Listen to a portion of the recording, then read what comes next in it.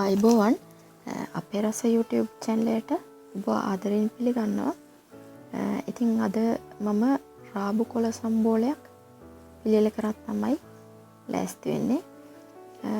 ඉතින් මම ගෙවත්තේ පහසුවෙන්ම රාබු ඇට උපකාරයෙන් රාබු පැල කීපයක් හිටවගෙන තියෙනවා තාවන් දාලා. ඉතින් එකෙන් මම රාබු කොළ ටිකක් මේ විදිහට කපා ගන්නවා.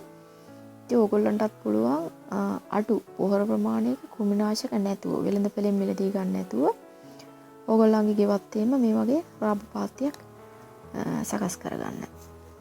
ඉතින් මෙහෙම රාබු කොළ කපාගෙන ඊට පස්සේ මම මේ ටික හොඳට සෝද ගන්න තමයි ඊළඟට ලෑස්ති වෙන්නේ.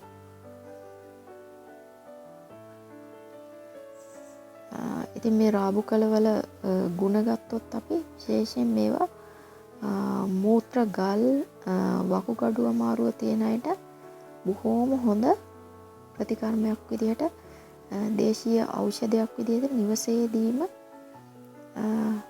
ලේසියෙන් එම රෝග සුව කර ගැනීමේ හැකියාව තියෙනවා. ඉතින් එම ලෙඩ රෝගීන්ට මේක ගොඩාක් ගුණදායක පලා වර්ගයක් වෙනවා. ඒ වගේම සෙම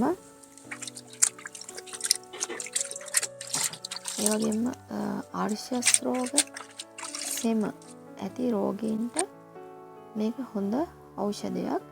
හැබැයි මතක තියාගන්න ඕන මේම කොළ අමුයෙන් ගැනීම තමයි මේ රෝග ගොඩක් ඒවට ගුණදායක වෙන්නේ. මලවලවත් තෙල් දාලවත් කණ එක නෙමෙයි අමුයෙන් කණ එක. එහෙනම් මේ සම්බෝලය හදන එක අද ඔයගලන්ට ඉගෙන ගන්න එක ගොඩාක් වැදගත්.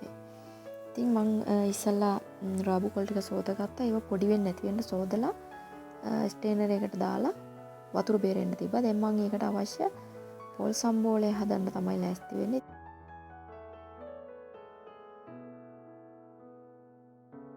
ඒකට වැඩි යමක් අවශ්‍ය වෙන්නේ නැහැ. ලුණු ගෙඩියක්, අම්මිරිස් කරල් කීපයක්, 3ක් වගේ දෙහි කැබැල්ලක් සහ තක්කාලි ගෙඩියක් තමයි ඕනේ වෙන්නේ. දැන් මේ විදිහට මේ ලුණු අමුමිරිස් මේ ටික ඔක්කොම හිණියට කපලා මං ගාගත්ත පොල් ටිකට මේ ටික පොල් භාජනයට දාගන්නවා.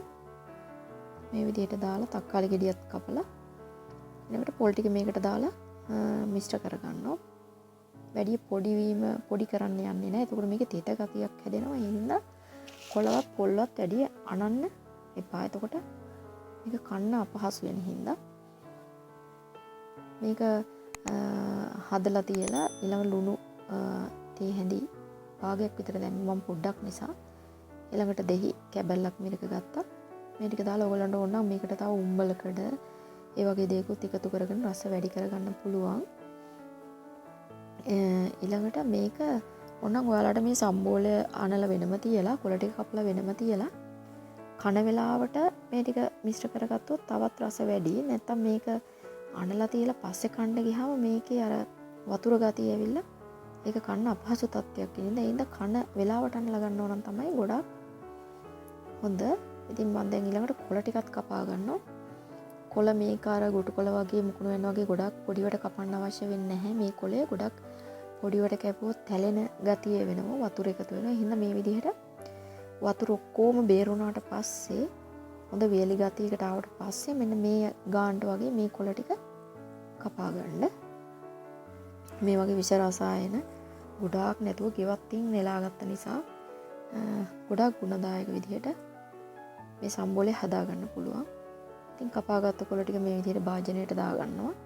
දාලා ඉතින් ඔයගොල්ලෝ පස්සේ කෑමකට ගන්නවා නම් වෙනම ඒ වෙලාවට මිශ්‍ර කරගන්න. මම දැන් මේක අවශ්‍ය නිසා මේ වෙලාවේ මේ විදිහට මං හදාගත්ත පොල් සම්බෝලෙත් දාලා කොළ සම්බෝලෙත් පොඩි වෙන්නේ නැති වෙන්න එහෙට මේට කරලා තමයි මේක අනන්නේ. මේක පොඩි වුණොත් එහෙම තැලිලා ගතියක් එනවා. මේ විදිහට අනලා මේකේ ලුණු රස, ඇඹුල් රස බලලා ඔයගොල්ලන්ට කෑමට ගන්න පුළුවන්. ඉතින් මේ වගේ රසබර වීඩියෝ නැවතත් ඔයගොල්ලන්ගේ නිවසට අරගෙන එන මේ අරමුණින් අදත් සමුගන්නවා අපේ රස YouTube channel එකෙන්. ඉතින් ඔබගේ කමෙන්ට්ස්, ලයික්ස්, ඒ වගේම සබ්ස්ක්‍රයිබර්ස් බලාපොරොත්තු වෙනවා. දිගින් දිගටම අපේ channel එකත් එක්ක රැඳී ඉන්න කියලා ආදරෙන් නැරෙන්න කරනවා. ඔබට සුබම සුබ දවසක්.